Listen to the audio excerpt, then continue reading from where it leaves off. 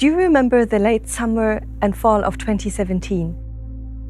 When images of tens of thousands of Rohingya fleeing from their homes in Myanmar to Bangladesh were all over the news? You may know about the Holocaust or other cases of genocide, such as the one in Cambodia under the Khmer Rouge in the 1970s or in Rwanda in 1994-95. In all of these events, shockingly, the international community did either nothing or too little too late. Whenever we hear about such events, we ask ourselves, why? How is such violence possible? How can it be that so many innocent people are persecuted and killed? The horror of genocide lies precisely with the innocence of the victims, women and children, old and sick and disabled people, babies. It also lies with the sheer brutality and the scale of the violence, and there seems to be no way to rationalize it.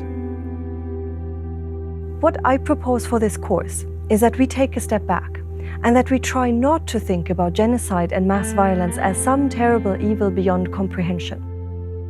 I propose that we try to go beyond just looking at perpetrators as monsters and as inhumane.